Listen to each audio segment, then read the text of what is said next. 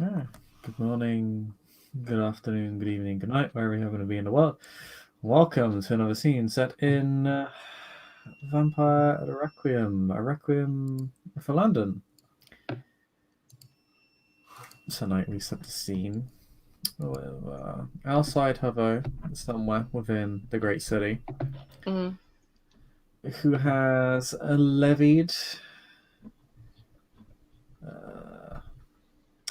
a citywide cry for support in dealing with the most heinous crime, the murder of an elder of the Invictus within the domain of Wandsworth, in particular, the landlord of Battersea.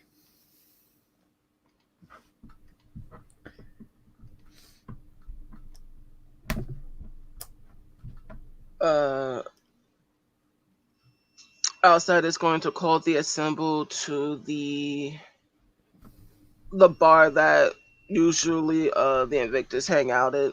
All the younger ones, that is. Okay. There's a couple of those. Are you referring to the Nightshade Club, the Elysium? No, not that one. Not in Elysium, God no. Okay. The other one where I met where the first scene was when I went to like rally all the Invictus, that nightclub, that bar. Oh. Yeah, Montague's bar, which Yeah. is it's more of a pub than a bar, but yeah, it Mm-hmm. works. And Sin, friendly territory. Mm-hmm.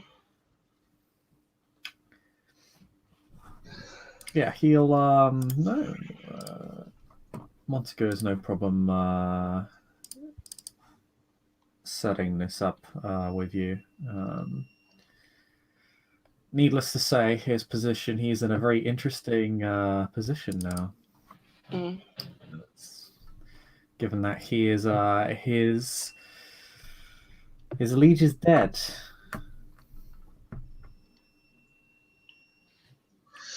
Which is interesting. Which means either someone must ascend, or someone will be placed by the princedom to replace this liege. Something that leaves him a great deal of uncertainty, because there is, unless he were to ascend, there is no guarantee that he would remain in control of his current domain.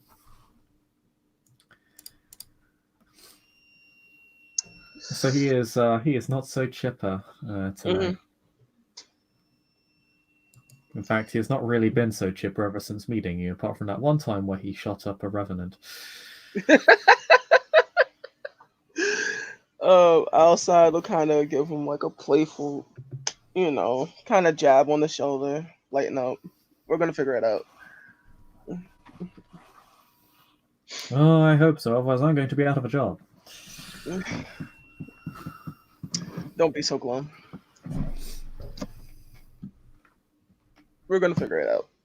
Don't worry.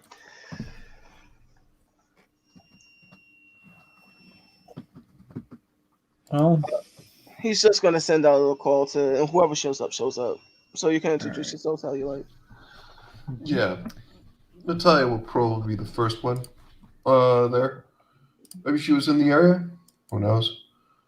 And she'll just you probably live closest. Yeah, probably. And she'll just come in and she'll just say, "Oh, hello. Yeah, got your text." Hey, what's going on? Long time no see. Yeah, I've been busy. So you needed help, and here I am. Thank you. Yeah, no problem. You got some free time anyway, so Consider me lucky. yeah, you bet you're it. She smiles. Normally, if I charge for this would cost a lot of money.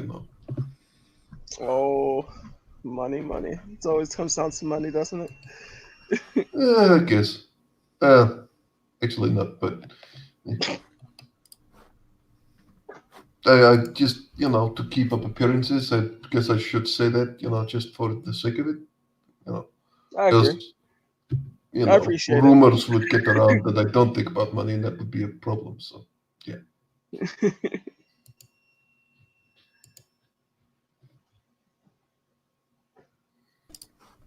Natalia, when you enter the pub bar, it's actually fairly quaint.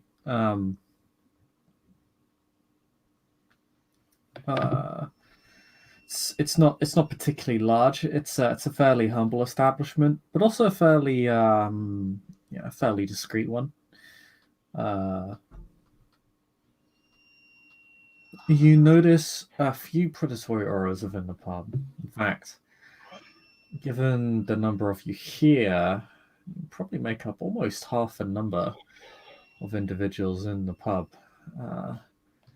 There is the man with the fancy shades and looks a bit too young and stylish to be in a place like this. And he catches your eye. The other two are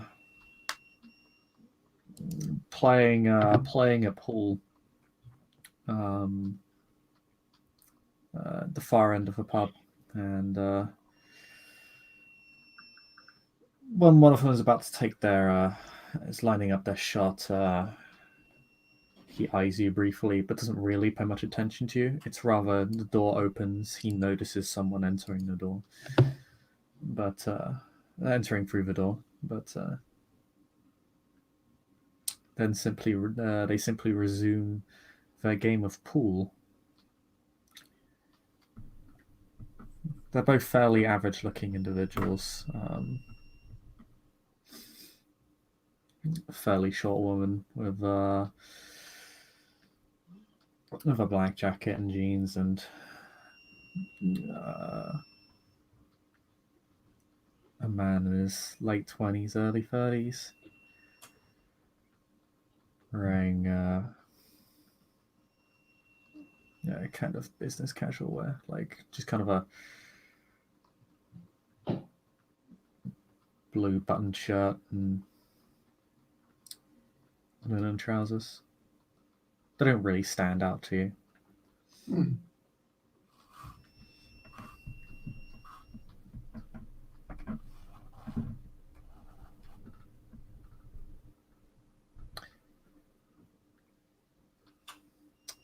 So who's next?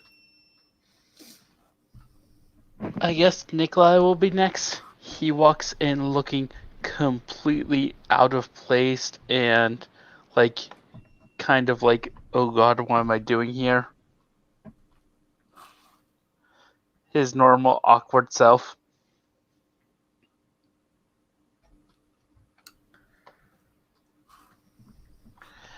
Well, given his attire, he actually probably looks more in place than the man of the glasses. Oh yeah, no, he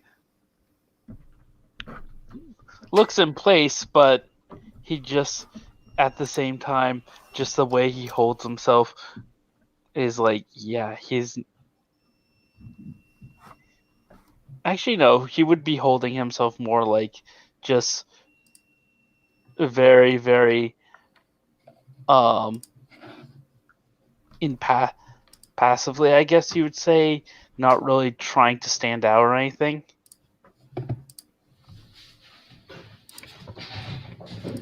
And just quietly walks in and sits down nearby the rest of the group.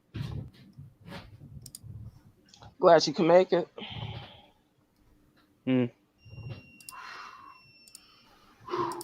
Or we had a mystery. Thought it would be worth checking out. I would say not too long after that, Marcus comes in. The other kindred will see a 45-year-old looking fellow with a predatory aura entering in. Actually reasonably clean, fresh jeans, boots, a leather jacket, a multicolored scarf around his neck, enters, just gives a nod, sees Nikolai, and starts heading towards that table.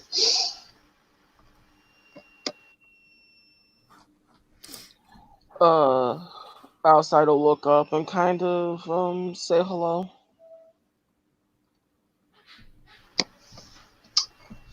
Evening. Thank you for showing up. All of you, that is. You're welcome. And he sits down.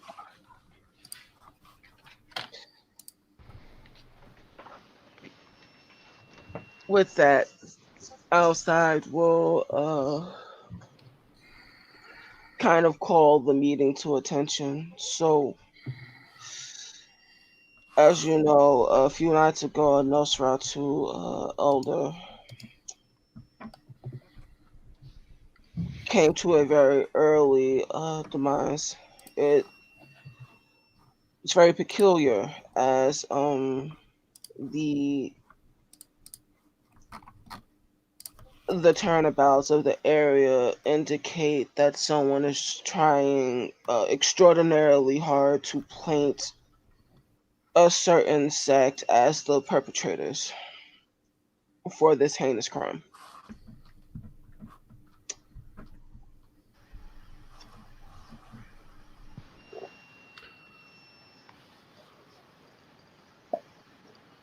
So when you say you have, well, there is indications that someone is trying to plant something. Yes. Sounds like, yeah. Do we know? Do we have any leads on who that might be?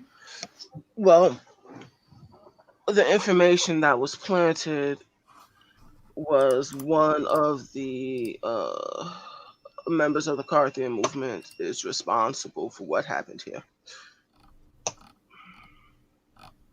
And you do not believe that is so? No, absolutely not. Sounds like a false flag incident. Well, truth be told, it would be the easy, it's the easy option with all the tension, but I'm guessing there is a reason you don't believe it.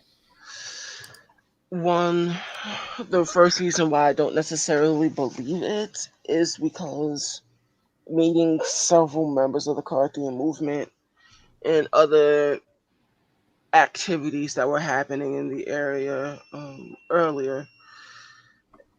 You all know about the numerous domain breaches. The Harpies were none too quiet about such affairs, but the it just doesn't add up. I don't specifically believe that one sect would be that sloppy. I see. So, what do you believe we should, or how should I say this? I know. Let's see. So, what was this evidence? The evidence was from the first cursory glance when we heard that the landowner for Battery Park was under assault. Myself and a few other members of the Invictus went to show up, called a potential breach, and the information was sprawled about in such a way that it seemed as if an individual was trying to paint the picture in a specific direction. Now, I think the best time would be after all the dust has been settled and to give it another once over. That would be my first guess to look. Well, it's not like we can also, make certain deductions. Who would stand the most for this conflict to go further and if not open, but at least more hostilities between us and the Carthaginians? Who would gain most from that? My first hunch would be the first person to gain the most of it would be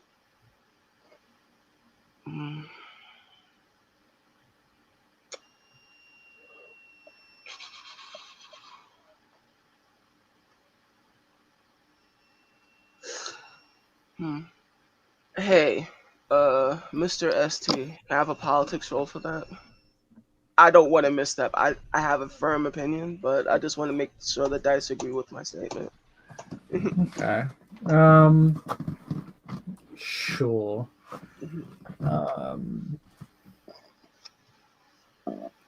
Make intelligence politics roll. That's everybody at the table, right? Yeah. I just everybody wanted can, to like, ask. Yeah. I'll say those with Invictus status can add their Invictus status to this dice roll, as it's very much an Invictus issue. Those invested in Invictus would know more about how the sect functions. Intelligence politics? Mm-hmm. Plus any Invictus status you might have. One Invictus success. status. One success. You know I don't have any. One Invictus success. One success. Okay. I'll just let everybody roll first. I'll pass on that. Ooh. I actually need one more. I forgot one. If you get a 10 and an 8, then you've gotten an exceptional. It can always happen. No, Sound a little bit more if you get it. I have you 4. got 4 successes. That's actually really good. Yeah. Well done. Okay, that's not quite exceptional, but I'll give you a little bit more info anyway. So, okay, those of you with 1 success, regardless of whether or not you're a sect of the Invictus or not, given the Invictus's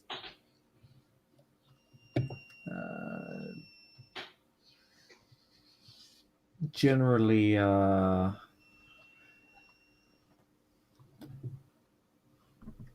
feudal structure,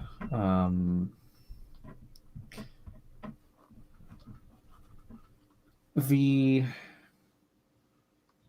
ones that to benefit from this the most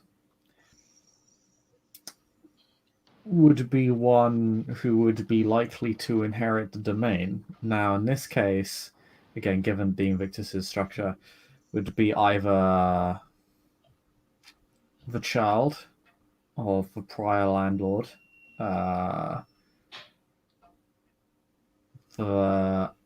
one of the vassals, probably the most powerful one, but any of them, particularly if they're looking to make a play and weaken the others, would be a potential candidate and could move up the food chain.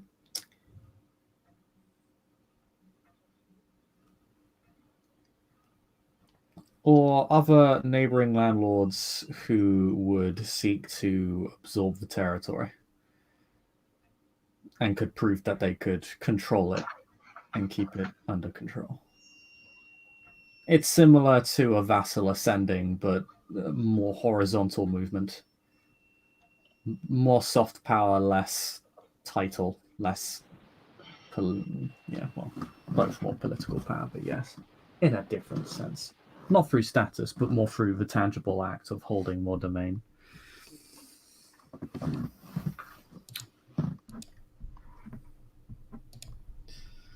Those are the three sort of figures that would benefit the most. Now, one of those is immediately off the table. As most of you are unaware, but Alcide would probably know that Elnar Stylo, the prior landlord, did not have any child within the domain of London. He has There's one sired. fucker who I think it is, but He has sired, but his child left London some time ago. hope it's that fucker. I want to For stick it to him. greener pastures.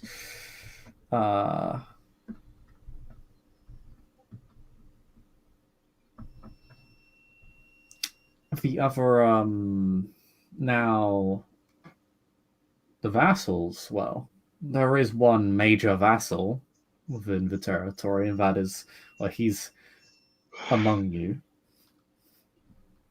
and would definitely gain a great deal. There's also the a very important fact that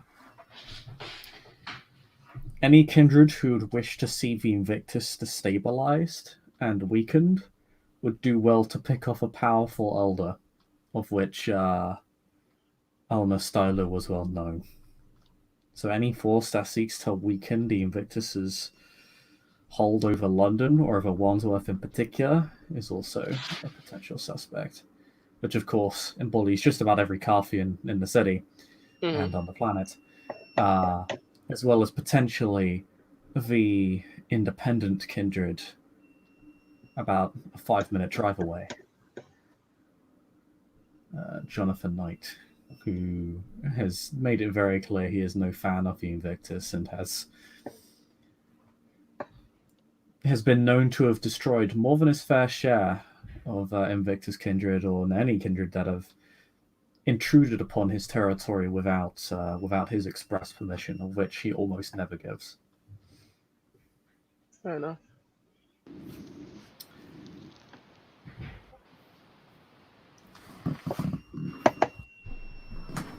But yes,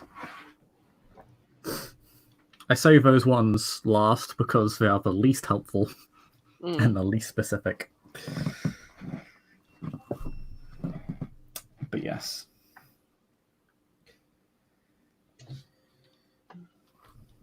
So this kind of planning, I don't know exactly, but I just don't take Jonathan as the kind of scheming planning guy.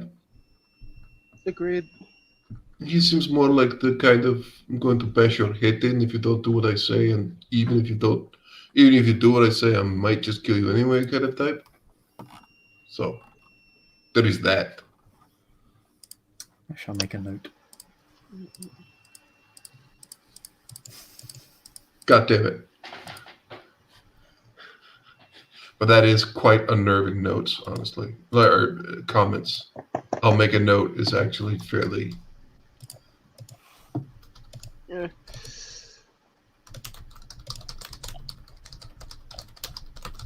So...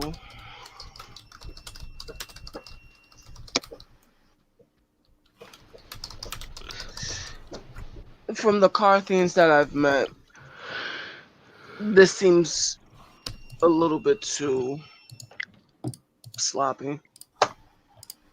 Agreed. To be fair, have you met the guillotines? Fair. But like it's the still I feel like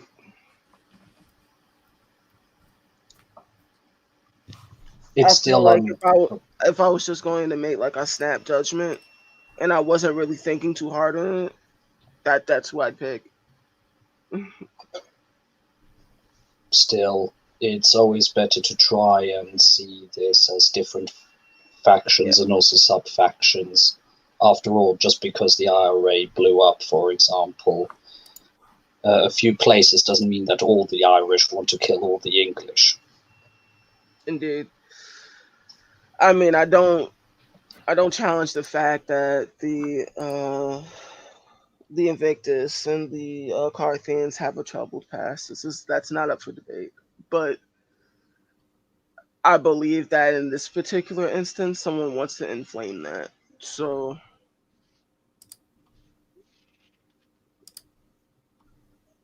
I agree.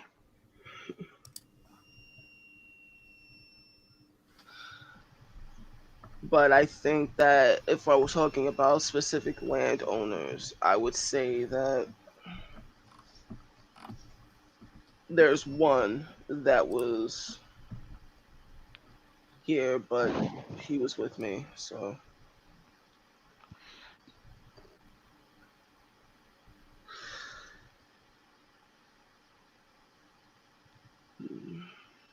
Actually, because I'm a paranoid sack of shit, can I get perception empathy On on like the first person that was here? I'm assuming you're talking about the guy with the glasses. Suave, Mr. Sir. Lionel, yeah. Mhm. Yeah, You sure. lie to me, friend. Don't be betrayal, Wulu. Like,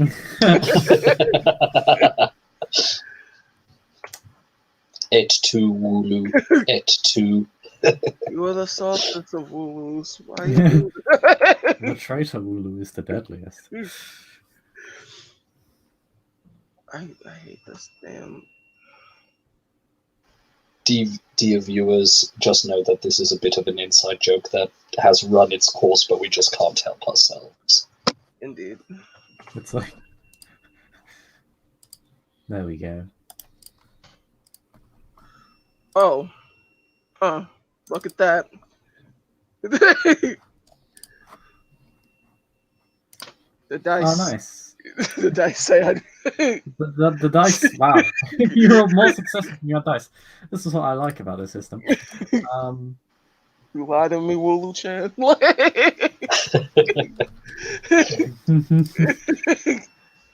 It's yeah.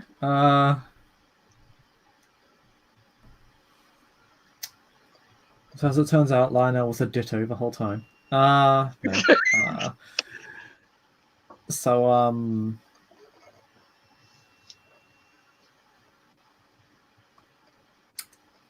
his current body language suggests that he is tense. Is trying to chin up, as you say, but it's clearly having. There is clearly a lot of uncertainty and anxiety beneath the surface that he seems to be hiding quite well. Mm-hmm. You know, if you were to just judge at a glance, or even if you didn't know him particularly well, he would come across as is fairly approachable and likable, and quite lax and easy at heart. But you can tell that his body language is a bit off, and he's quite tense and anxious, and is somewhat how to put this.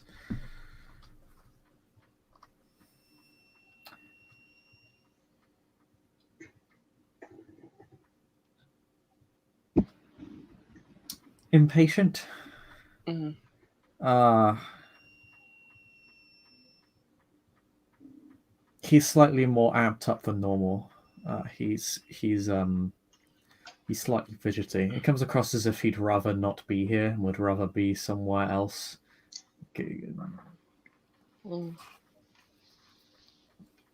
Maybe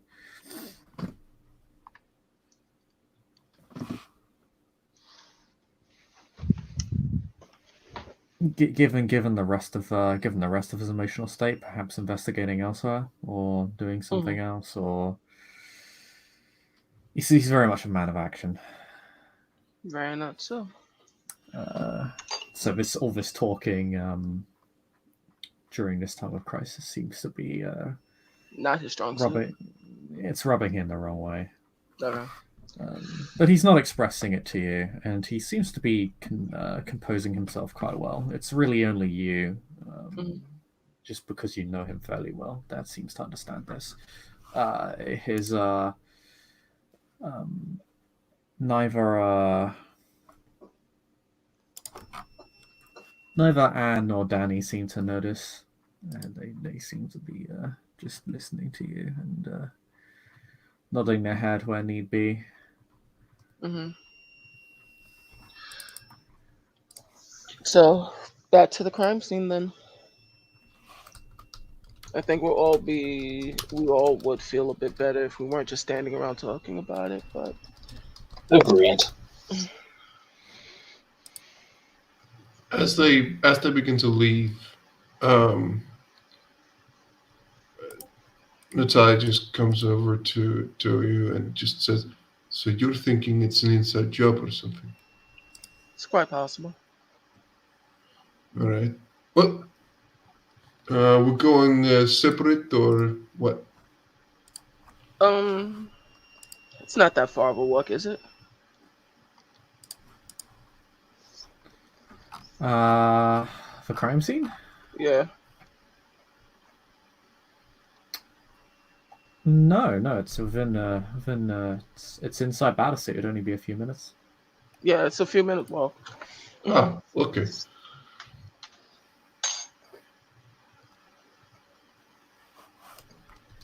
All right, lead the way. I lead the way.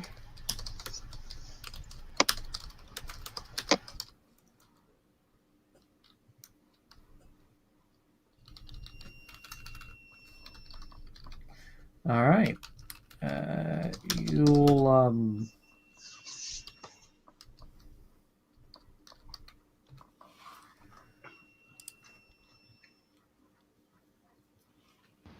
you'll kind of leave without having any real drinks. Leaves the bar owner highly disappointed. But Okay, I throw a tip in the tip We jar throw him a before tip in the leaving. tip jar. All Like, right, all jeez, um, Pay us, pay us. guilt tripping you guys is fun. Um, Anne and Danny will actually remain behind to finish up their pool game, and to just keep an eye on the place, just because of the situation that has occurred, just because this crime has occurred. Fanny dies on some of the more popular areas in the domain that Kindred gather. So, but yeah, you just begin walking down a road. It's a kind of small group. Only takes you 5 to 10 minutes, really. Make your way around the neighborhood, down the road, off to the right, and you find yourself at the entrance to the crime scene. Now,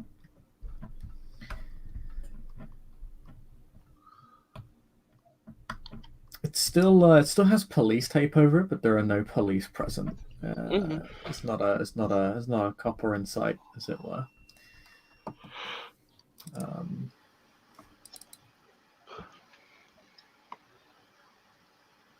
All right. You're looking before a fairly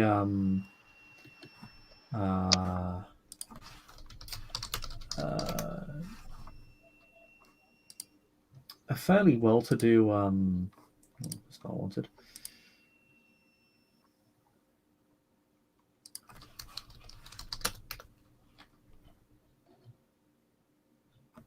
A fairly kind of upper class detached building, composed of a couple of floors, not that large given that it's in the city.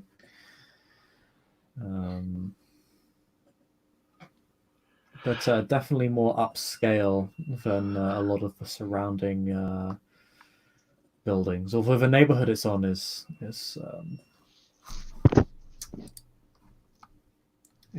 fairly well to do.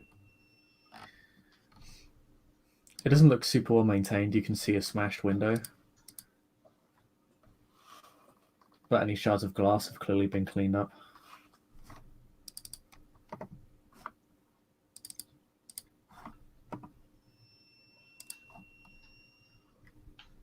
This is it. All right. Shall we head into the actual scene? Let's go. As he does so, he's taking out some gloves. Just rubber gloves. As he's walking forwards. Similar, although in this case it is leather gloves that Marcus is putting over his hands. And he's double checking that he has got his balaclava ready. Okay. If he may do a perception check to see if there is any CCTV in the vicinity. Yeah, sure.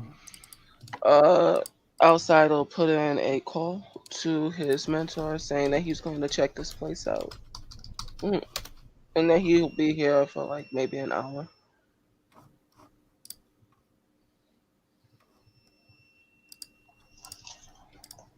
Okay.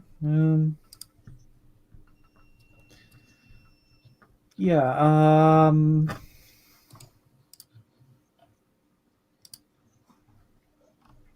make me a check.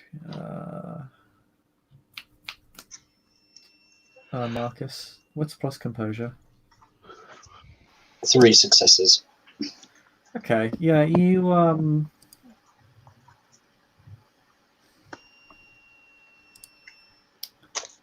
spot a security camera.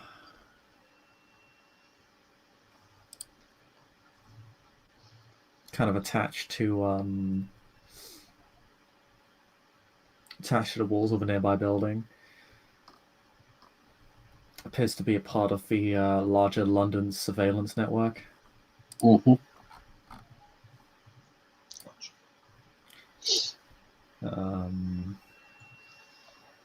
Sort of turns at an excruciatingly slow rate. But I mean, it wouldn't be that hard for you to simply move past it when it's looking away. Understood. Now that I'm aware, I would say he even studies it for a minute just to get an idea, what is the radius of sight and where is the dead spot that he can pass through. Yeah, Let's be tactical about this. It would be very simple for you to simply wait for it and then pass. You wouldn't even need to make a stealth check. You just need to have a moment's Perfect. patience and then simply walk on through. Yeah, once he's figured it out, he'll let the other guys know. Is it so that this camera would film inside the alley?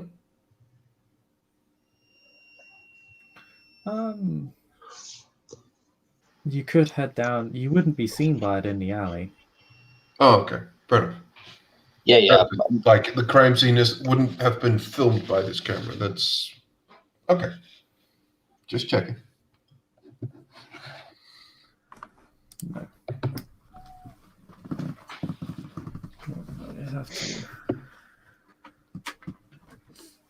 But yeah, I assume everybody heads on in after being forewarned about the camera. Yeah. Marcus will for sure. All right. And once he's in the area that isn't covered by the camera, the balaclava goes over the face. And I'm going to activate Cloak of Shadow. Okay.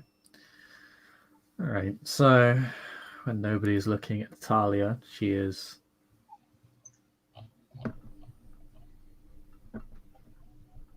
just another face in the crowd, as it were.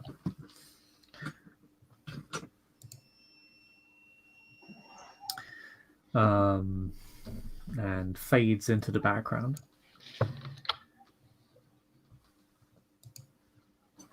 As you enter and begin looking through the building, there is some very obvious damage to this place, but it's also been very clearly cleaned up. Outside, this place has been thoroughly scrubbed by the police at this point. They've had a few days, so a lot of the more pertinent evidence will just simply be in their custody.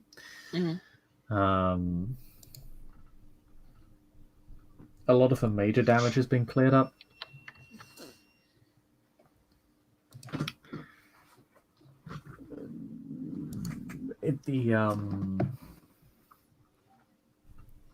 Everybody new to the building can tell that the banisters on the stairs have been heavily damaged. They're splintered and broken, but and there are a few splinters on the floor, but a lot of it has been cleaned up.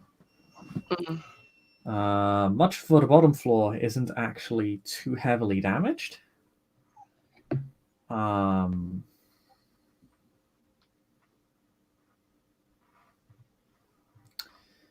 It is the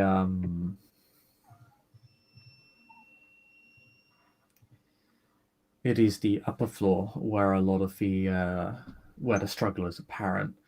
The upper floor is made up of a corridor and several rooms, and one of the walls, walls on both sides, have just been smashed open. Like there is a large, multi-person sized hole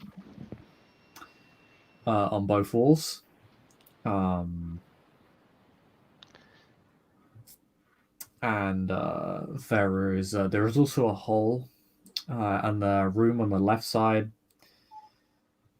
that appears to be about the size of a person.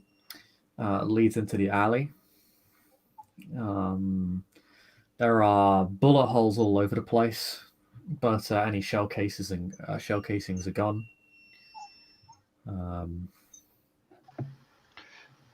Any bullets have been removed. I have a quick question. Mm-hmm. Is there any old blood around?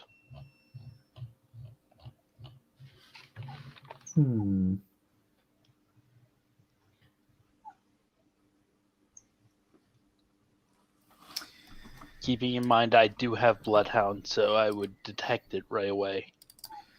You do have Bloodhound. Make me a This place has been thoroughly cleaned though, so make me a wits plus composure check plus your blood potency. And this one final thing, to warn you, I'm going to two things. I'm spending a willpower, and I do have distinguished palate, so any success counts as exceptional. Okay.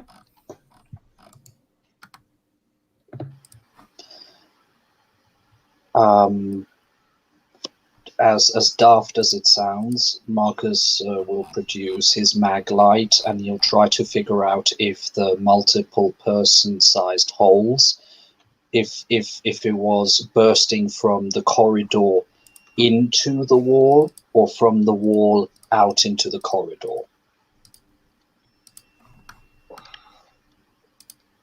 2 successes. By the way, can you just repeat that, Marcus? Sorry. He'll be checking to see if the holes were burst from the wall to the corridor or from the corridor to the wall. Did somebody burst out of the walls or not, basically? That's difficult to tell given how this place has been cleaned up, but you can make me a Wiz plus investigation check. And I'll spend a willpower for this one. Actually, is investigation a skill? I think it is. Yeah, it is. On it. Okay. With so I will assume your distinguished palette is specifically for kindred, as you have to choose a preferred feature in a vessel. Huh? Yeah, I've been taking a penalty to my feeding rolls for a while now. Okay. It wasn't listed on your sheet, so I just fixed that. I think that was my bad. 4 successes. Okay, so all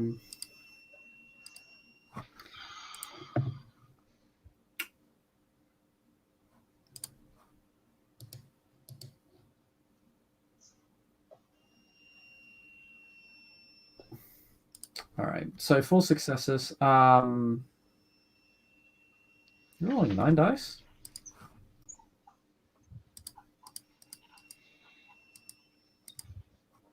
I did spend the willpower and got an extra 3. Sorry, I was going to minus dice because the place has been scrubbed. Okay. Then do your deductions. Yeah, basically consider any investigation check that is made within this place to be at a minus 4 dice penalty because of police interference. Okay, in that case, if either you can deduct it or I can do a roll 5. So you still get a success on your last dice, like on your 5th dice, so I'll just count it. Thank you. It's just something to note for future rolls. Gotcha.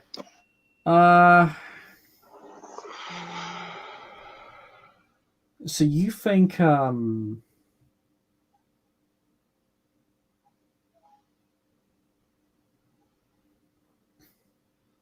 you think they came in through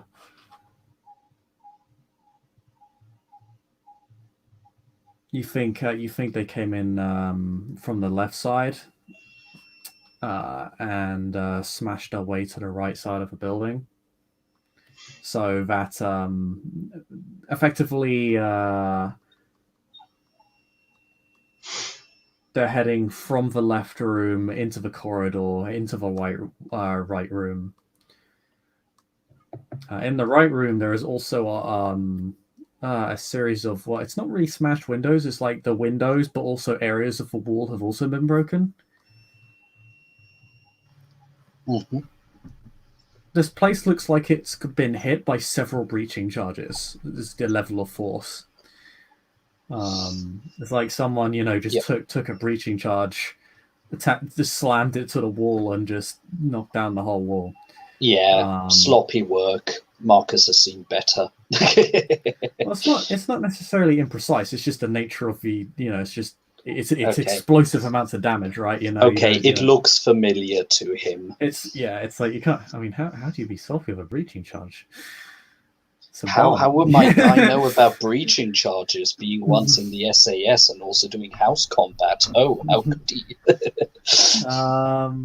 But I suppose he could just like place it on the wrong wall. But but yeah. But yes, it's they clearly went from one side of the building to another. And you can tell the right room is where the majority of combat's taken place. There's bullet holes all over this room, and that actually is also ties into Nikolai as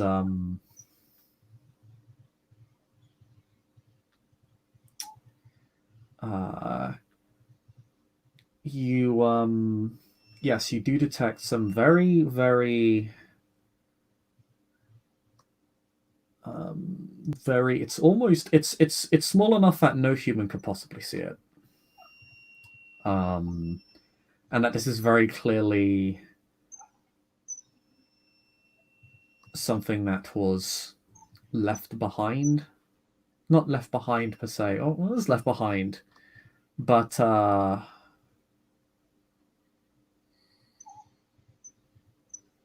something that wouldn't regularly be cleaned up, just because it's so insignificant as to be unnoticeable. And if it weren't for your particular tastes and your unique senses, no one would possibly notice it. You do have a smell the faintest trace of blood along the floor. Outside, you kind of see Nikolai inspecting the area where the sort of scattered ashes, the remains of Lord Stylo was placed when you first came here, when the police were investigating the scene. I'll try for another perception investigation because I kind of have an inkling of where to look. Yeah, Because I've been here before. I'll lower your dice penalty. So you'll be working from -3 dice penalty as opposed to a -4 because you've been here. Doesn't make up for the lack of evidence, but it is Does this it count? is a minor advantage. Pardon? Can I ask? Does this count as a action of taste of blood? Bloodhound allows you to do that without actually tasting the blood. So yes. Yeah. So that would have been an exceptional success on that too. Yep. So I can discern extensive details on the blood, including whether it's from a ghoul, a vampire. I'm just working from multiple people and multiple roles, so we're just trying to. Would you like me to do compulsion investigation or resolve? It would be wits based. Wits is the perception stat in this game. So. Gotcha. Spending a willpower. Yeah, to offset the less penalty. Well, you made that roll, Nikolai. You can very much. This is very much as soon as you smell it. This is very much. This is very much Stylo's blood.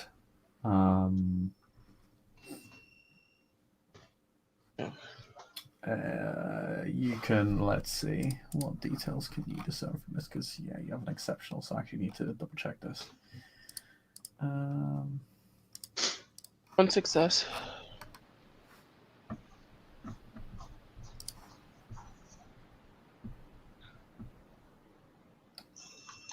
Okay. Kindred senses. Okay. Alright, so it's Elna Stylo's blood, Nosferatu, old, fairly potent, but not. Despite the fact that he was called Nelda, his blood wasn't that potent. You reckon he wasn't that old? He was probably an elder in terms of age, but not via blood, but not via the potency of the blood. His blood isn't so thick that you believe he would have needed to have fed off vampires.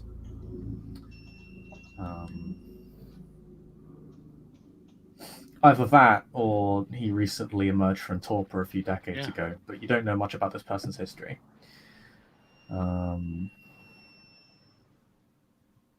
They definitely fed from the local neighborhood. It's got that sort of local taste to it, that local flavor. Definitely stuck fairly closely to their domain. There is a strong sense of militance in their blood. There is the taste of violence, duty, fear, but that doesn't surprise you. This individual's a Nosferatu.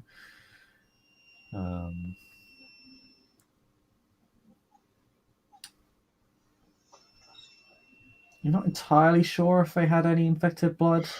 This blood obviously has been marred by at least a few days' worth of age. Yep. But other than the blood being old, you think they were fairly clean.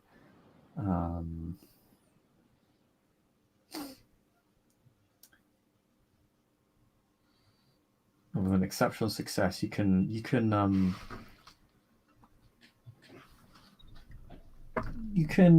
taste the surprise in this blood, in the vitae.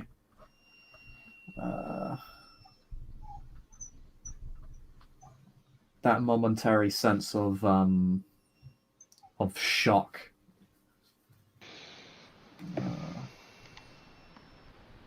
That you think they felt before they died. They certainly weren't expecting what was going to happen to them. They weren't prepared at all. All right. Good to know. Mm.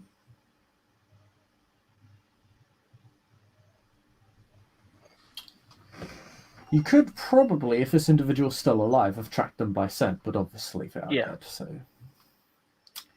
and it is fairly old. If the perpetrators had any blood on them, it's probably been destroyed now. Yeah. But at least that now rules out that this guy didn't just fake his death. Yeah. He is definitely, truly, completely dead. All right.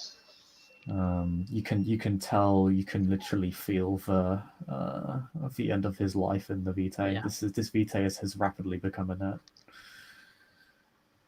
with his death. He was taken off guard, surprised. If I had to guess, they used breaching charges to break from the left side into the right, and then he gestures to the room with a lot of bullet holes, and that, I would guess, is where he made his last stand. Yeah, Marcus, with your firearms skill, actually, what is your firearms skill? Double check. 1, because I didn't have enough XP. Okay, then I can't actually give that to you. I two or really above, I give hate to it you. sometimes. But yeah, I don't think you got an exceptional success on the holes in the wall, did you? No, So this is purely conjecture. Yeah.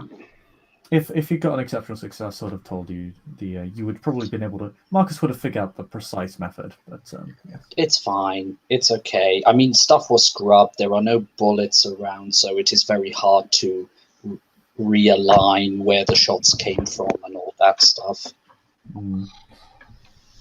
You know the shots came from the left to the right, which lines up with what you've already gathered. And given the sheer number of bullet holes, it looks like it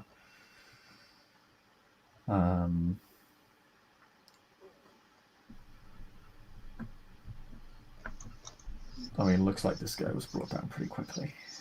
Mm-hmm. Well, he'll share his theory with the rest of the group.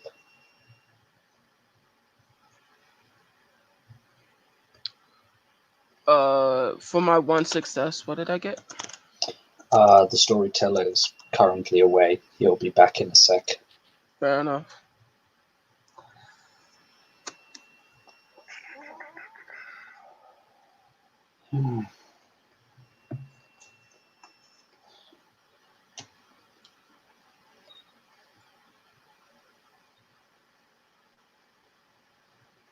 I'll have to ask him actually how many dots in firearms my guy would need so that I could represent the amount of knowledge that my guy actually has.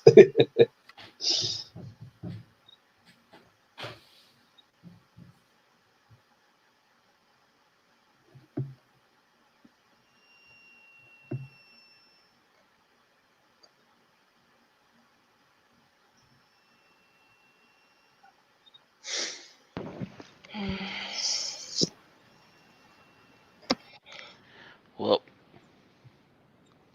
next is to do the actual investigation check. See what clues we can dig up. Agreed. If people are okay with that, Marcus will be checking if he can find any sleeping place for a dog or a cat, or maybe a perch for a parakeet, or any sort of pets. Go right ahead. You know, Or a rat.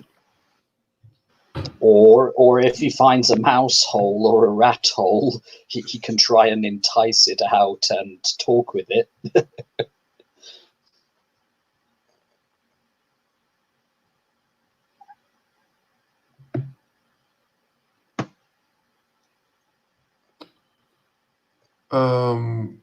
Question: who here has aspects other than me? Nope. Nope. Then I also need to do aspects roll.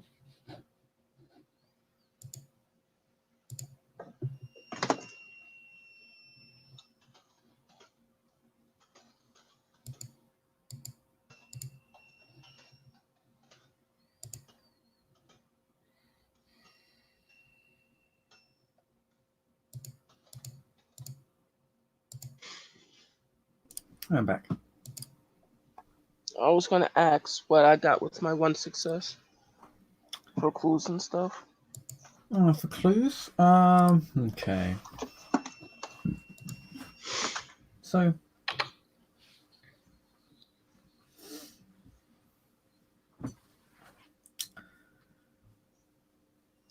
a lot of what everybody said so far appears to line up. And you already have information from your prior visit here.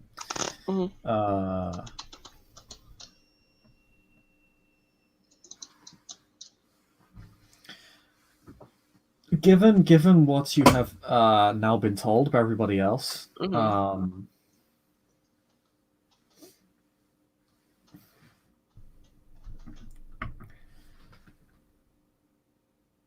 and the knowledge you've, or rather the information you've already procured from your investigation, what is striking you as unsettling is the particular degree of preparedness and timing behind this attack. When this attack happened, Lionel and his tenants were outside of the domain. Caps, the one who runs Battersea Park, was outside of the domain because he was aiding you, albeit more indirectly, but he was not within the area, not initially. Although Does he it- did, he was the one who called you late. Does based off the information that we found, can I start crossing more people off the list? mm,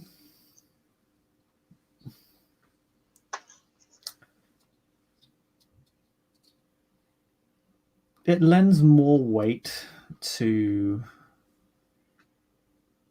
either Vassal or another landlord having organized this, as again, the degree of preparedness and the timing suggests it would this attack sort of hinged upon whoever was perpetrating it knowing that you weren't going to be in the area and that you were going to draw resources and kindred away from the area. Okay. This plays into the hands of both theories, as well. With Lionel, I mean, not only does it rid him of a potential enemy and allow him to ascend and move up the command chain, but also gives him plausible deniability. He was with you. It gives him a free alibi. As for other landlords,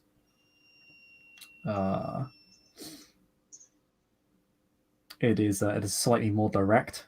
They don't get the free alibi.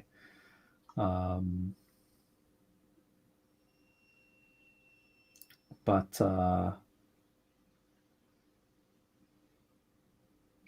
at least one of them knew. Both Lionel and Ishin Karnik were aware that you would be drawing resources out of the domain, which would have provided either of them an opportunity to organize an attack on Stylo. So it definitely narrows things down. It could, in theory, be a tenant, someone with a personal grudge, but you don't really know anybody with those, and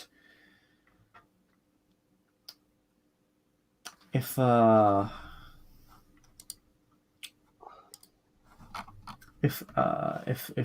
and Danny had a grudge against their landlord, they certainly had never really given any inclination to it, and they don't really seem to have any connection that would indicate a grudge. No destroyed lover or precious ghoul to avenge, nothing like that. It would purely be based out of convenience or jealousy, something like that. But then they'd be more likely to target Montague, because he's the next rung in the ladder. Unless they're planning a more indirect means of ascension by organizing Lionel's ascension so they can, in theory, ascend. But even then, there's two of them, and there can only be one vassal, or at least for Battersea. They could split in theory, Lionel could split the area, but they have no guarantee of that unless he was already in on the game, in which case we're back to the vassal theory. So,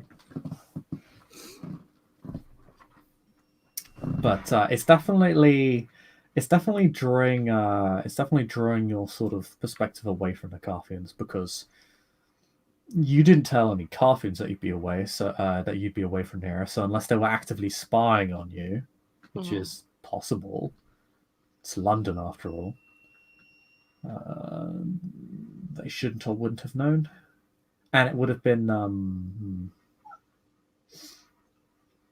somewhat impromptu. Like both Lionel and Ishan were aware that you are actively looking for interlopers within this domain, and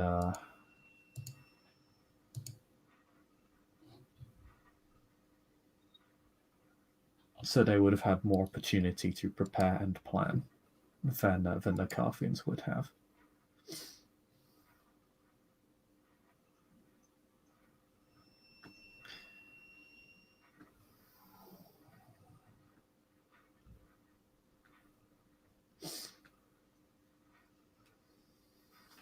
Gotcha.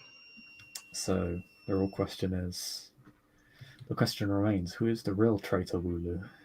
Hmm. Normal Wooloo or shiny Wooloo? Keep looking to see if we can narrow it down more. You have other avenues other than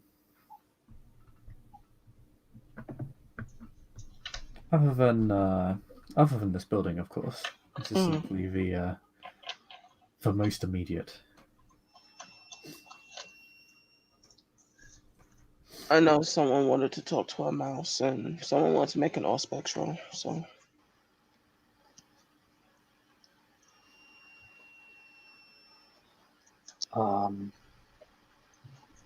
Yes, That will and Exactly. The Auspex roll first. yeah, and that is Auspex plus wits plus empathy, right? So you're using. I assume you're using. Level 1.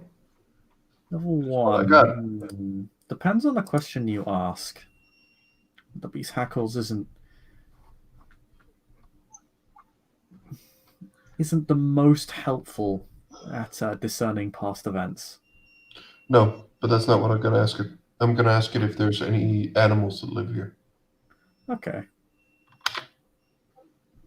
I don't get any successes, so never mind. It is. The Beast Hackle also focuses on danger and weakness. It's not really a question you'd be able to ask it Fair unless enough. the animal was a growing or immediate threat to you. Could I ask what here is hidden from me?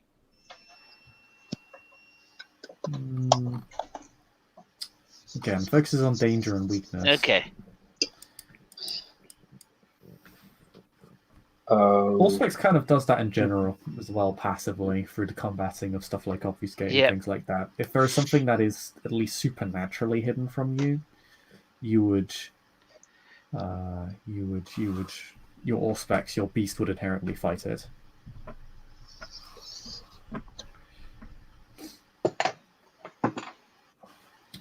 But yes. Okay. This is where Allspex 3 would be much more useful. I'm working on it, slowly but surely. So, someone wants to contact an animal. To be more precise, Marcus would like to look around the house and see if he can find something like a dog bed, a cat litter box, or a stand for a bird or a cage. You know, anything, even an aquarium. Okay, maybe not aquarium, but terrarium. Anything that might indicate a pet. Or a mouse hole. Yeah.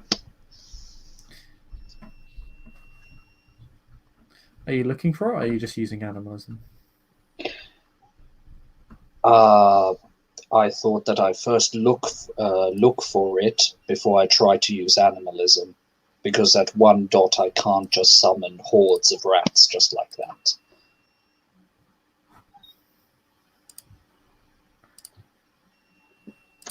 You can cry out a throw whisper, see if you can draw some animals to you.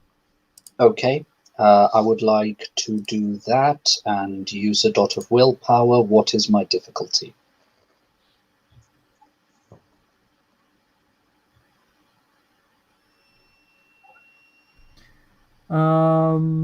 Just a standard animalism check. So, Okay. Manipulation plus animal ken plus animalism.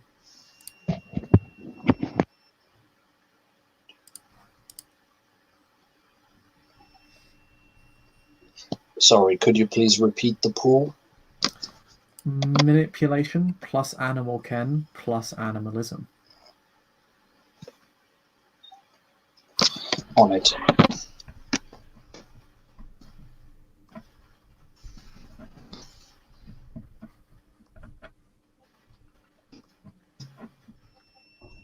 Four successes with, okay, only 9s and a few 8s and so on. Okay. Okay. Okay, so what kind of animals are you looking to summon? Just all of them?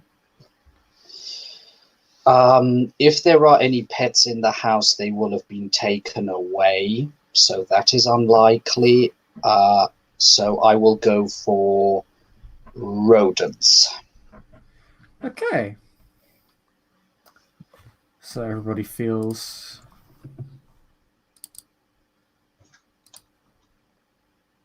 Marcus's beast as he cries out. Do you squeak or chitter, or do you just speak in plain old English? Oh, just for the flavor, chitter like a rodent. Okay. It's quite loud, the chittering. It's as if you were an actual giant rat. And there's a fairly hefty delay to it. It takes about half a minute. But after that time passes, people can hear the pitter-pattering of tiny feet traveling up the stairs, and about half a dozen rats are just gathered around the busted down wall in the room that you currently all stand in. They're sort of peeking around the wall.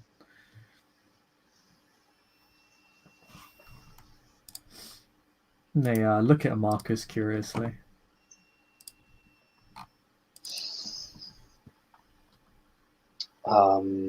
Okay. Let's Marcus made some new friends. Yes. Is that in character? Hold up.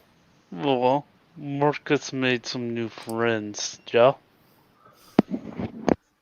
You just slowly see how a middle finger is outstretched in your direction as he's concentrating on the rodents. He will say, "Hello, little ones. Do you live in this house?" Sorry, in this big nest. One second. Let me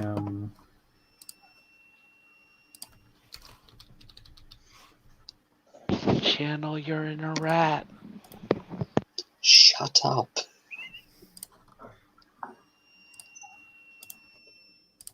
Okay.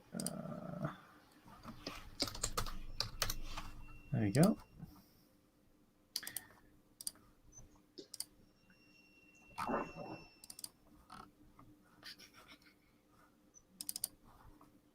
There we go.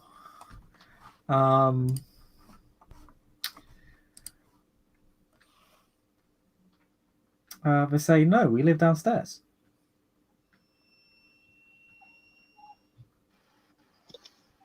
We've been thinking about moving in, though. Understandable. Mind you, while this is happening, you're just hearing chitter-chatter between Marcus and the rats. Marcus will say, if any one of you noticed anything in the last few days, if you give me information, I'll give you food.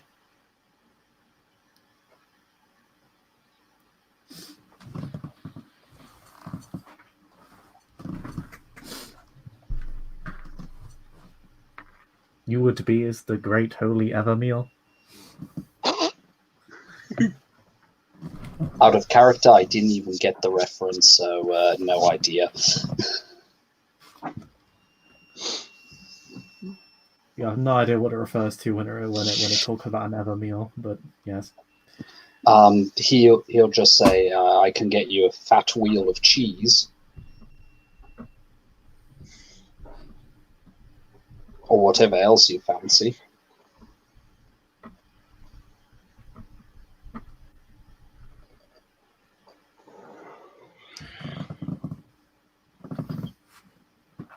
A wheel? A full wheel? A full wheel. Well, a rat king never gets us a full wheel. No, we should ask the rat king to get us a full wheel next time. They sort of mutter between themselves about a so-called rat king Marcus takes note. Mind you, he still has got the balaclava on. Why, yes, new Rat King, we have much to tell. Please. You know what? As an incentive, and he produces a dog biscuit and puts it neatly in front of him, so that they can. There'll be more if you tell me more. One of the rats snatches it away from the others, offending the rest. And just says to the other rats as it eats the dog, they say, well, go on, for one.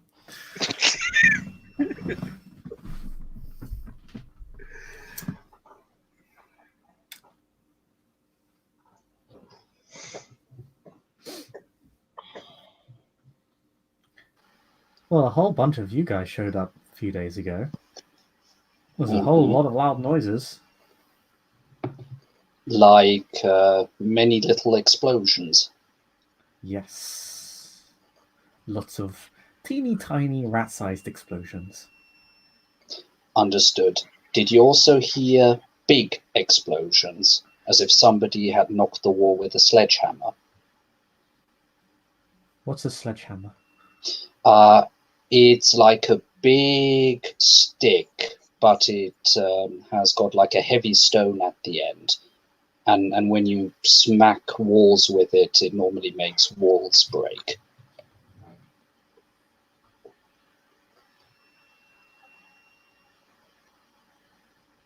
Oh, so like your paws, yes.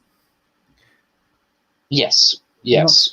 Not sledgehammer, you just use your paws. You can jump very high. You're like fleas. Some of us can jump like fleas, yes. Yes.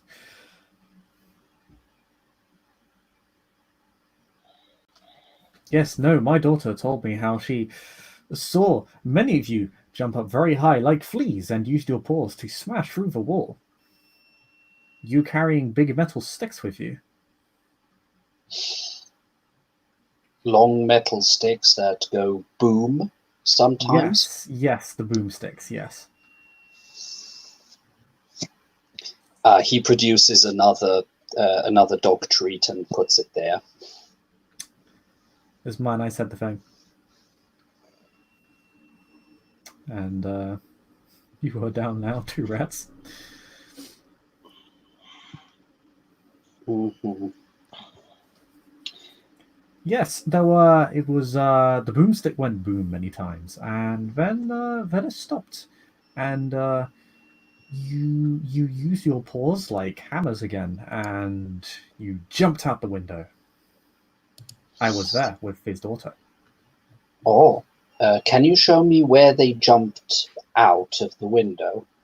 Oh, it's there. Everybody sees the rat kind of leer off towards the wall.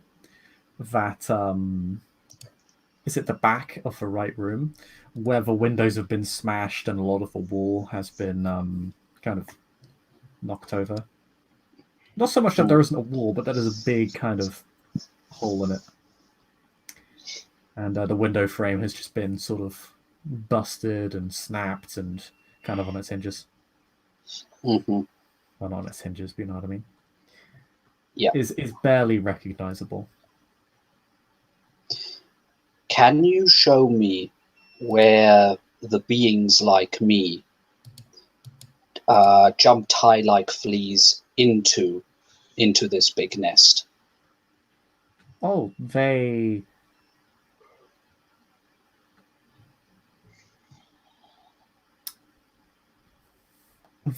jumped out, and then they landed, and they were right next to us. But we were beneath the Evermill, so they did not see us. Then they began running around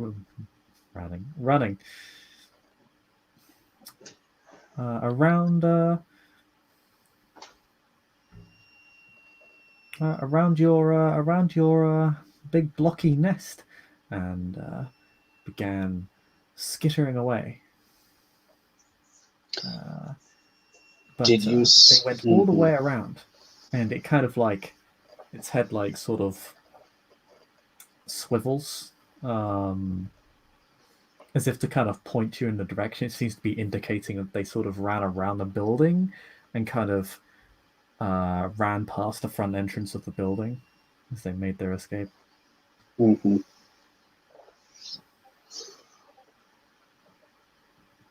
Is there anything else that you remember that wasn't like normal? That wasn't like every day?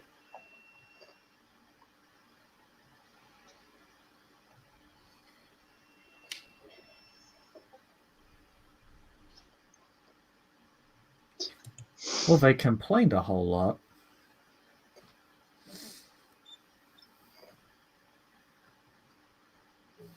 Hmm.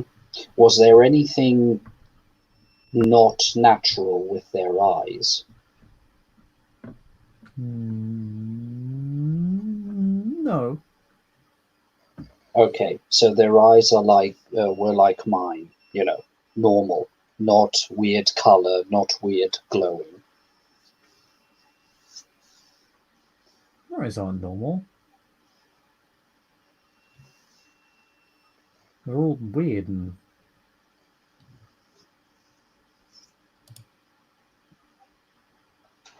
pretending to be alive. I know, I know.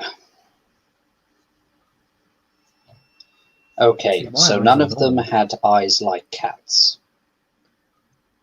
No, I would know if I had eyes like cats, or else. Ugh. Yeah, I don't like cats either.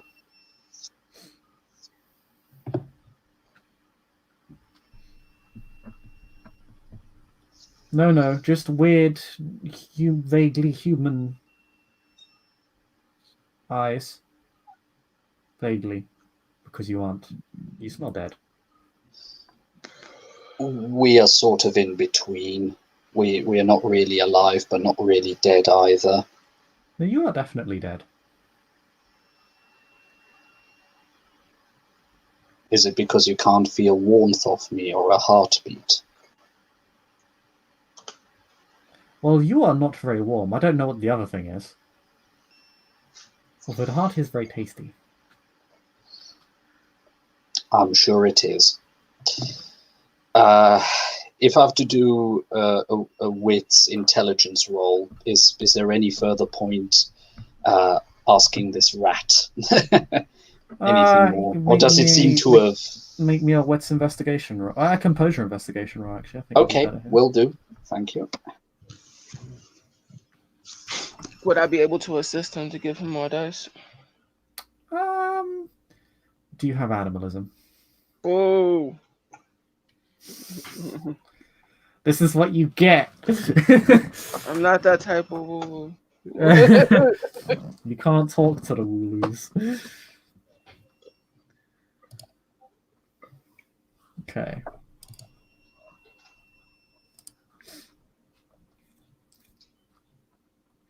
Okay. That's 2 successes. So, well, I mean, some of the rats did seem to overhear them. Maybe they said something, or maybe they know their names. Do you rats understand human chatter?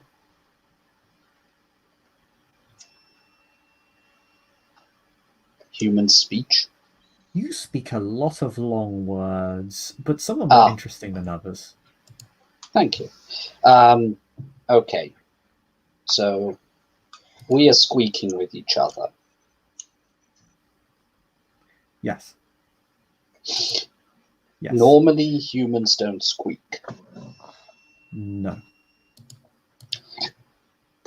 Do you understand human squeaking, or half dead, half alive squeaking?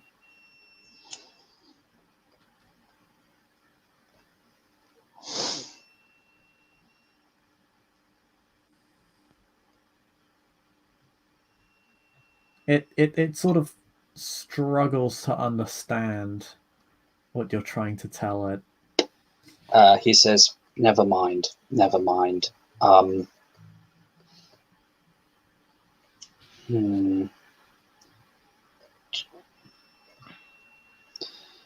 Did you hear any names? Names. Name. Like how Rat King is a name. Yes. Yes. Rat King is a name. Marcus is a name. That's my name, by the way. What a terrible name. You should get a new one. What would you suggest? Wheel of Cheese. Lord Wheel of Cheese. Excellent. Yes. Ooh, yes. Yes. Okay. Lord Cheese Giver. Because you give cheese. Lord If you Cheese then I'd Giver. have to eat you. he laughs in the equivalent of rat laughter. This Oh. amuses him. You assume the rat is joking. I was about to say, No, Marcus just has a very dark sense of humor. The mouse is about that life. I don't think you understand. No, it's fine. Anyway, back to topic. Yes, did you hear any of the others like me say names? Names. Names.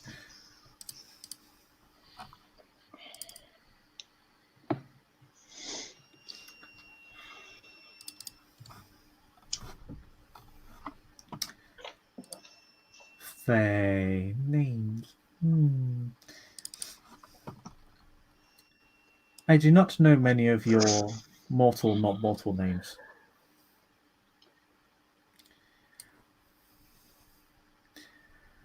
But I do... They did keep saying the word...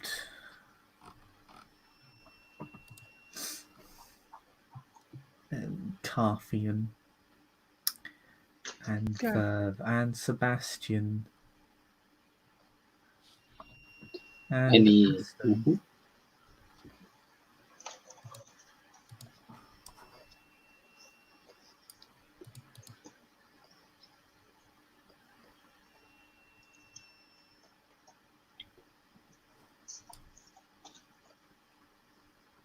And Sapcat.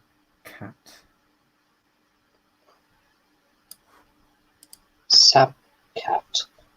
Yeah. Like cat, but with Sab at the front. I do not know if it was one of your human, not human names or if it was a cat. Yeah, we normally But don't put much in front of the word cat, so probably it was a name and not meant to be cat. It was Thing Cat, and they kept Alley mentioning cat? Stylo.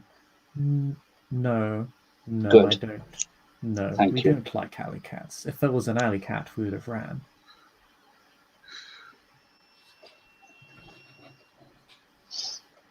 The Evermeal protects us from you, but it does not protect us from alley cats. Only the nest is safe from alley cats. Okay, very good. You have done really well. Excellent. Where's my cheese? I will have to procure it.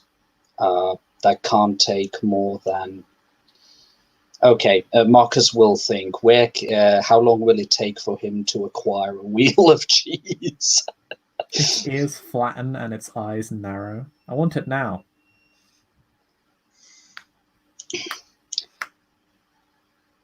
How about You said you would give us the wheel. We named you the wheel giver. Why are you not giving us the wheel? I'm on it right now. Jesus. But you are not moving. You know what? And he offers his hand. Climb on my shoulder, and you shall see the wheel of cheese. and more than just see it. You'll be the first at the wheel of cheese. This is acceptable. And he'll stretch out his hand and let the rat, climb on his shoulder or get comfy in a pocket or, whatever it fancies.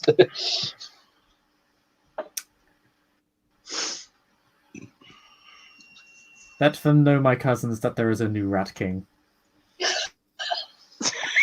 And I think at that point he will turn to the others and change back into human speech, and tell them and recount to them what the rat told him. There is also in a rat all on details. Lux's shoulder now. I take out a bottle of hand sanitizer and wash my hands. Well, Topical. we already knew you were the Hobo King, so it's only fitting that you become the Rat King as well. Wrong. I am the Lord Cheese Giver. The rat nods its head. It looks scruffy and smells suspect. So we Hand got the sanitizer. name. So- Natalia will just lean over and borrow some. Squish. Thanks. And then Natalia will just say, so we have Sebastian, the Carthians. He also said, pointing to the rat but not touching it, that they jumped like fleas. So obviously they must have used some sort of celerity or high potence to bash their way through the walls. That's They bigger. were muttering something regularly about a subcat. Sabcat. Subcat. You recognize that as a human name.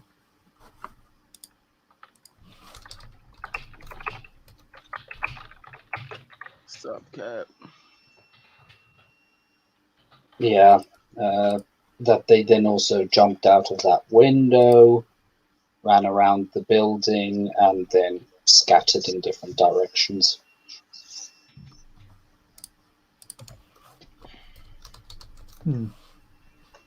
Anything I've forgotten, ST?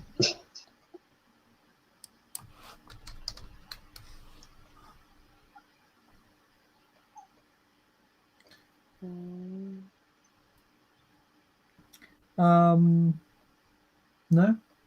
that's about everything. Yep. You could ask if they've no, you've already started. I mean, you can communicate with her at any time. It seems to have accepted you. But yes. So yes, The- Marcus relays all the info you guys have been hearing, minus the unnecessary stuff.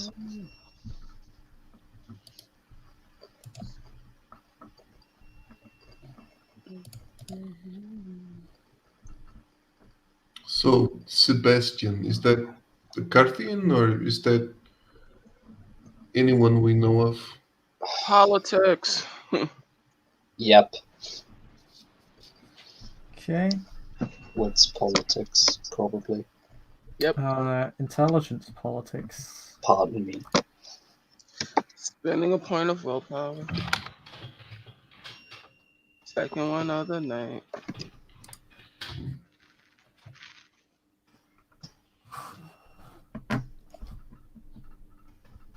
One success.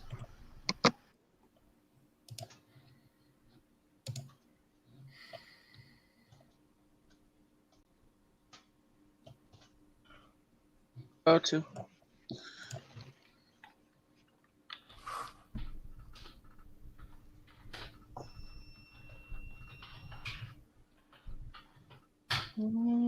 None. Bookies.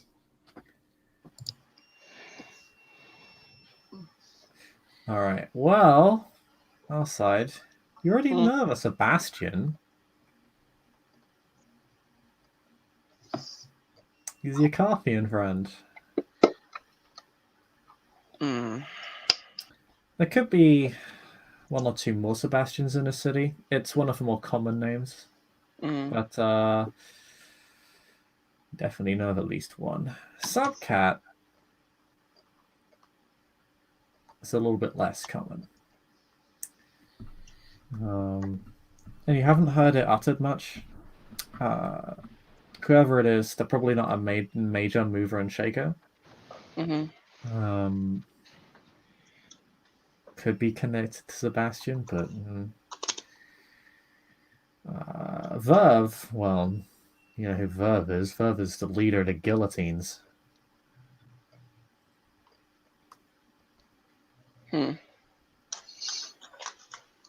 I pick up my phone.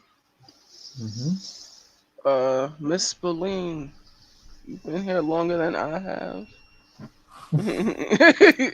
Help. She hasn't actually been here very long at all. Yeah, Marcus would point out that those are only the names that they heard. It doesn't necessarily mean that all of them were all the names. I mean, think about it. If they were expecting to be overheard, they might be saying those names to, paint a bad picture. Just to let you know, just for you to consider. Question: can you only speak to mice? Negative.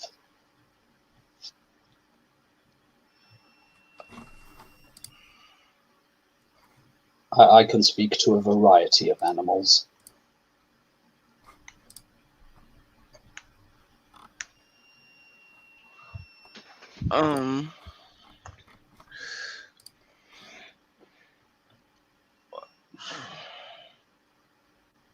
Do you know of any, would you be able to ask your mouse friend if he knows of any other, things that frequent the area? I can ask him that. For the record, this man looks... Oh, the camera's acting up.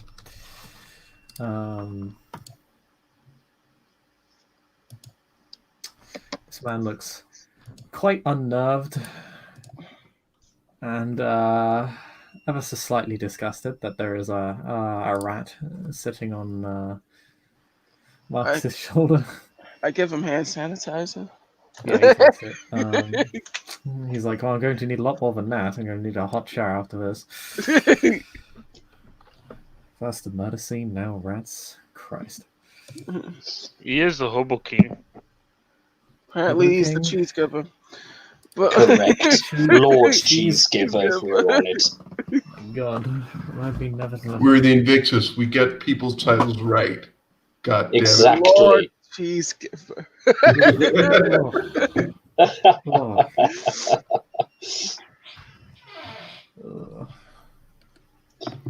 Don't worry, he doesn't bite a lot. You call up Miss Spillane, she knows about Sebastian and Verve, but she doesn't know about Sabcat. Sebastian only from sort of hearsay, minor power player in the Carthians, but otherwise unimportant. She doesn't pay much attention to people like that. Sure. She hasn't been in the city that long. In fact, you've spent most of your life in London, yes? Yes. Okay, then you've been in the city longer than she has. She is fairly recent. Fair. She's only been in the city for a few months now. I thank her for her time. There's one more thing I'd like to tap. Archon Kozlova. Start asking about, have you heard of these individuals? Okay. I guess I have to do another animalism roll to ask the rat if it has seen any other animals in this big nest recently. Like in the last 3-4 days. So, also, you can always tap this person. But, yes. There's a third individual you can tap if you like. No. No? Why Maybe. not? She's lovely. um, But he's the next person since he's been, okay, I'll pick up following the up on phone. people.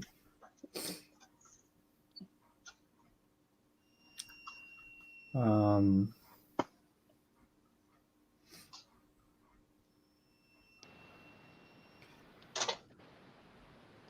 as he picks up the phone, you hear the sound of a door slamming in the background.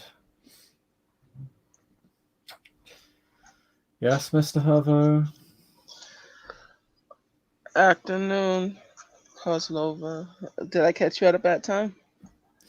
Archon Quislova. And no, I have a few minutes to spare. Okay. He corrects himself immediately. And do you know of a Sebastian and what was the other guy's name? Slipknot? Sorry. Slipknot.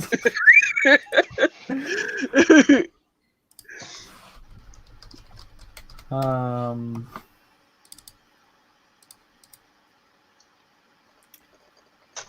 no, Sabcat.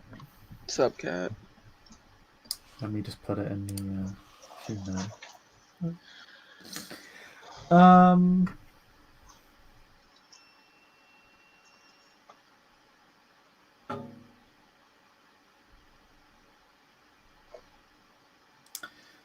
He's gonna make a roll because he actually might know.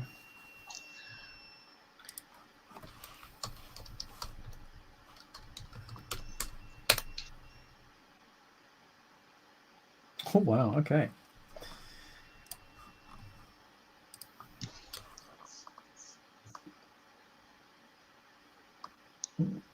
I know of all of these figures, yes. Why?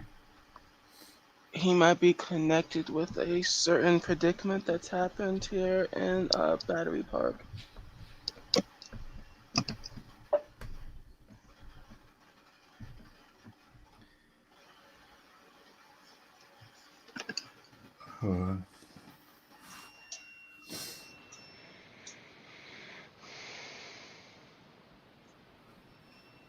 Let's see.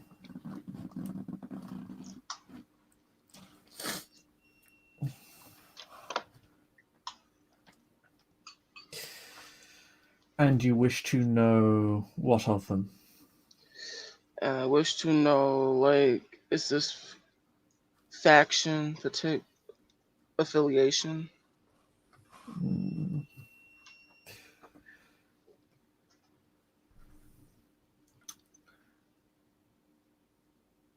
If it is the Sebastian I believe you're speaking of, then yes, they're all connected by affiliation to the guillotines of the Carthians.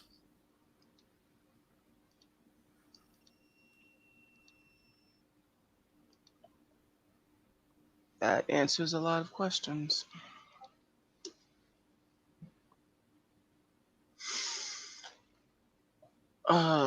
As far as this,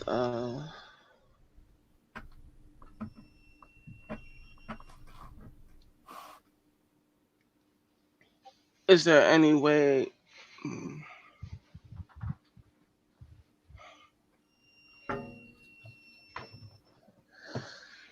He thinks for a moment.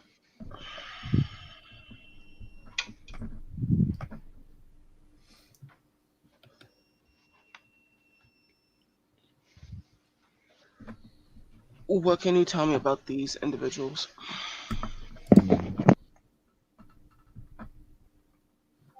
That they're of largely little note. Verve, of course, is, well, she leads the guillotines. Powerful, dangerous kindred. By no means an elder, but a very dangerous fighter.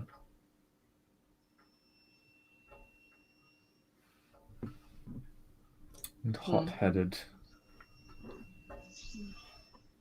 Vengeful, vindictive, violent, unstable, murderous.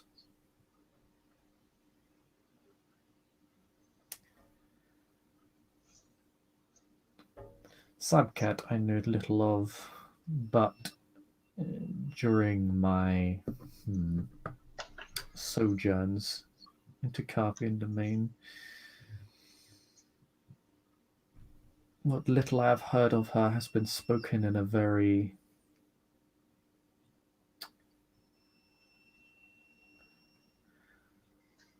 paternal tone. She seems to follow in the footsteps of Verve, like a starry-eyed child.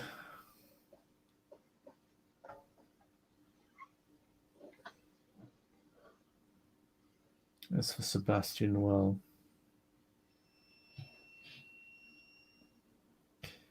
I suppose if you could consider a guillotine level-headed, it would be that one.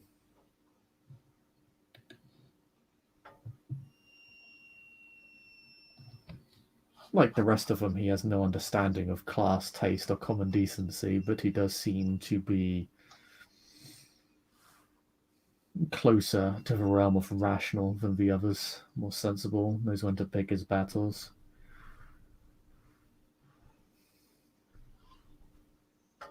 He nods.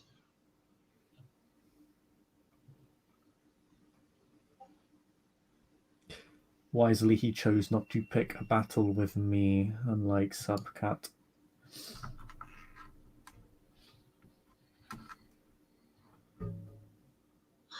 Would you know if any, given your expertise, would you say any of those particular individuals would have anything to gain from Invictus disruption? The Caffeines always have something to gain from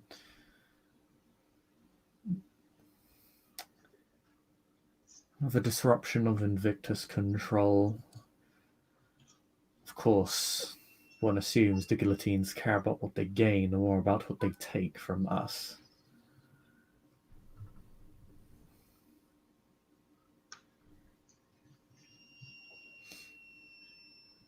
In my experience, I have found the guillotine care very little for building anything of importance. They only care about tearing down what we have built.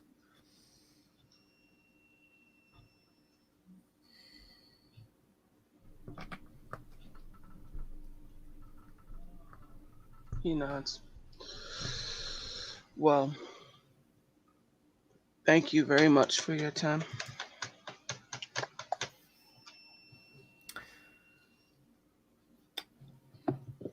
I hope this information has been of use to you, but if you will excuse me, I must get back to my duties.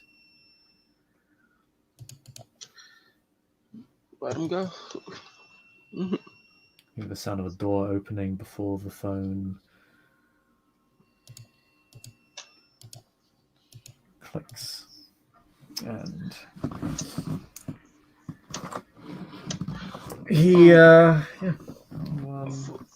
From what I've gathered, the information points in the direction of the guillotine. And both those individuals are prominent members of the Carthian movement. Well, the way I see it, there could be two possibilities in that case. If the individuals in question, like you've said, the names could have been a plan, but there is also a possibility that they were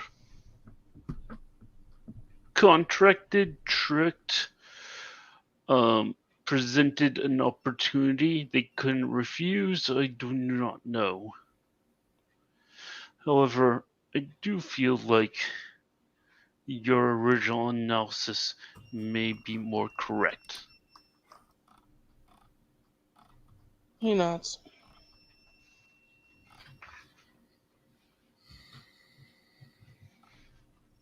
Should some of us individuals go talk to these guillotines? I think if we went to talk, that would tip them off that something was afoot.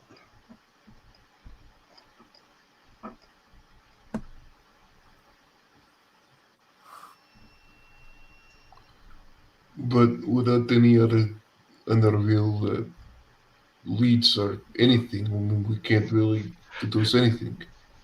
So There's still more avenues that we could check before we go and say, before we go and question them directly. Um, hmm. Perhaps if we,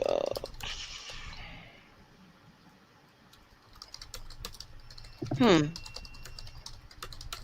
why didn't I think of that sooner?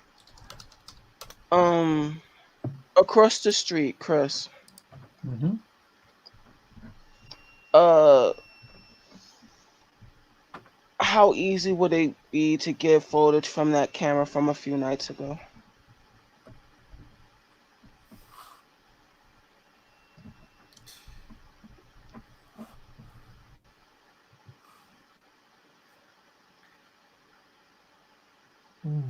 What's your contacts? Or any status you have? If I'll double check for you. I'll just load up the sheet. Hmm.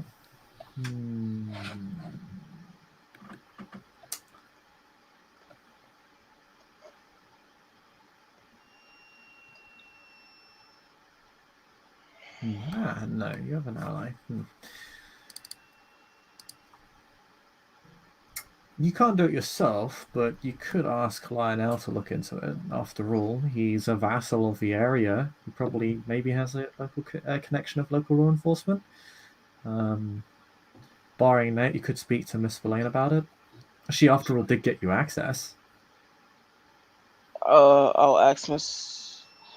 It seems like Lionel wants something to do, but he's still not out of the question. So, I'll ask Belaine if she could get me the tape relatively quickly.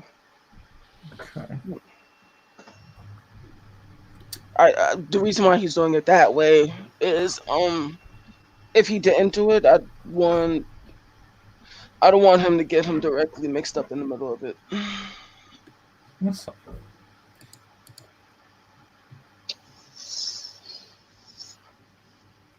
She will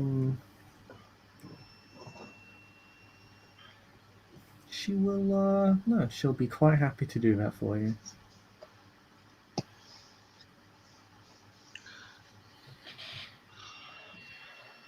With that, he will probably tap one of his ghouls to see if they'll be able to like do the proper rendering, just in case things, that camera won't be able to do. Yeah. You as know the that Kindred. Talia hears that, she'll just look at you and she'll just say, "I might be able to help with that." Sure. So You I know, guess go ahead. I was just gonna say, Alcide and Natalia, you both know Kindred don't shot very well in cameras. Not necessarily to the point of guys masking their identity completely, but Kindred do often appear a little bit out of place. Fuzzy. Yeah. Fuzzy, or their face isn't quite right in the frame, so their face is just out of the frame, or they're placed just in the wrong place in the crowd to get a good look at them. You'll probably be able to get some information out of it, but the Beast has a very odd interaction with video footage in a way that has never really been well explained by any kindred. Fair enough. But it is definitely helpful information. It's not a get out clause most of the time, is it? Kindred rarely show up with just a blank face or just completely misty, and yeah, smeared out of the picture.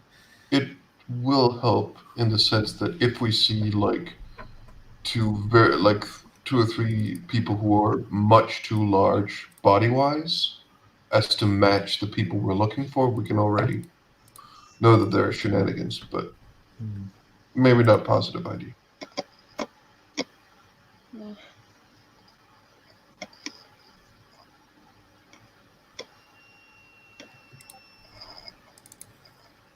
Other than like specifically like questioning them, I don't know too much else to do. So, you have one other person you could tap. You can do it now, you can do it later, you can do it as part of the blue book. It's really your choice. You could also question residents of the area, like kindred residents, either on the north or south side. You'll question Caps, after all. Caps was one of the first kindred at the scene. He had never entered the building, to your knowledge, but he informed you that this was a situation. I guess we'll go question Cat. Caps. Yes. Okay.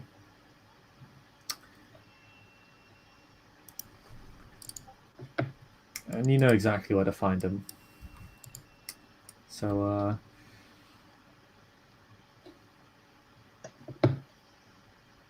you will guide the group on over to Battersea Park? I'll go question Cap so we can do it both. I'll trust Natalia to go question people in the area since she's a new face. Alright. Fair enough. Is that something... we'd be splitting the party up. Yeah. Would it be something we should do off-scene, or do you want to do it in-scene? Whichever's quicker. Okay. Caps is cooperative, so I can just give you a blue book response on that. And in regards to residents of the area, Natalia, could you Damn it. make me? How do you want to go about questioning people? How do you want to go about making friends? She is going to be. Actually, I have a better idea. Either make me a persuasion, streetwise, or intimidation check, whichever's your highest. Boom. There you go. What was the main stat? Sorry. Sorry, I forgot to mention that. So it's presence plus either persuasion, socialize, or streetwise.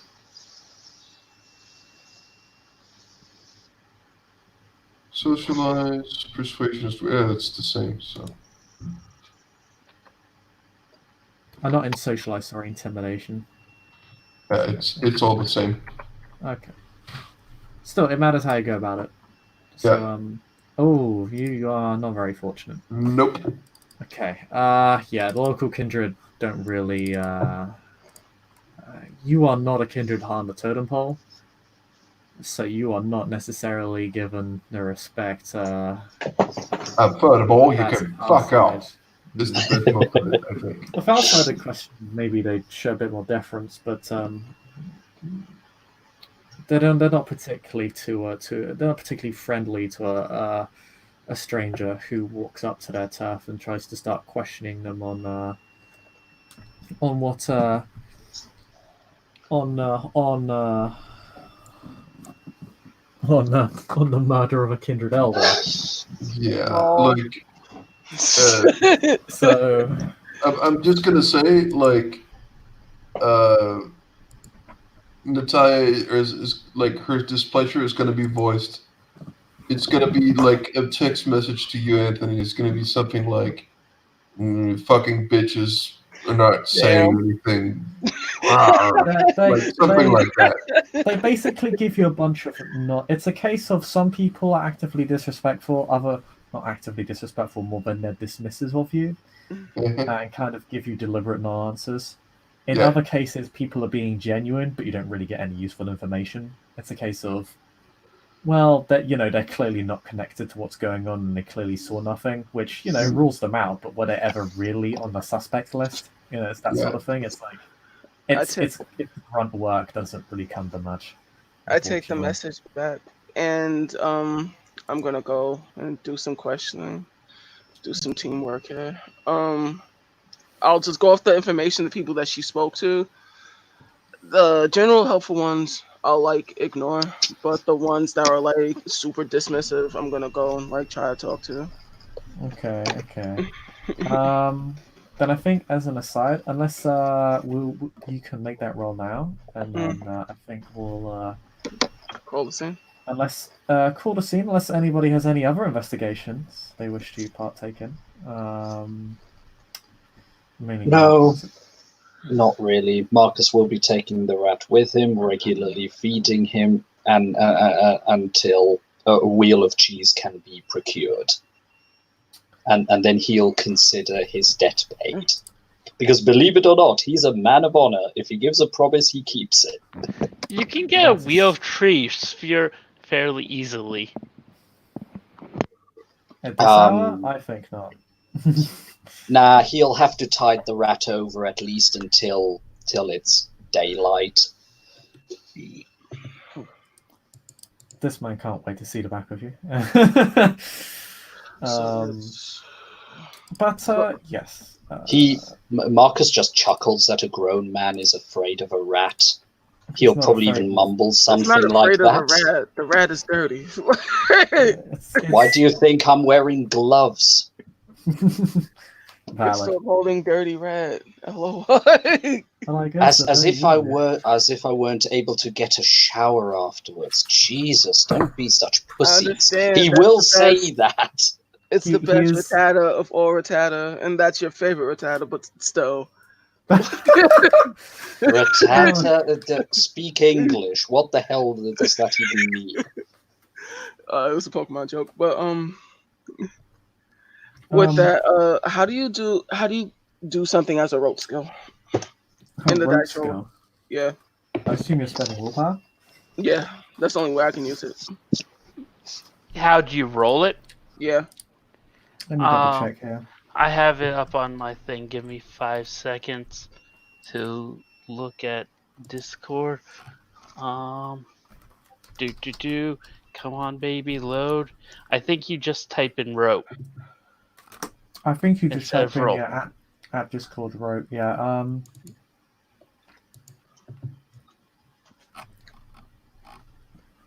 Rope and just the number of dice.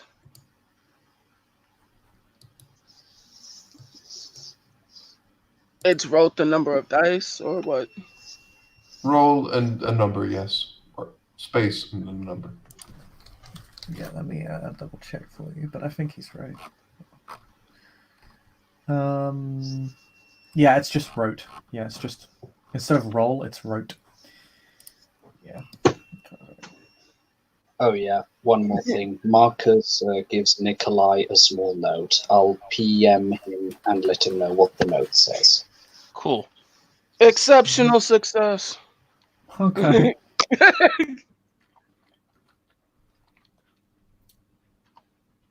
People very quickly learn their place. You'll get a series of responses, ranging from the completely useless to the highly suspect. Who did it? Goddamn! Someone snitch.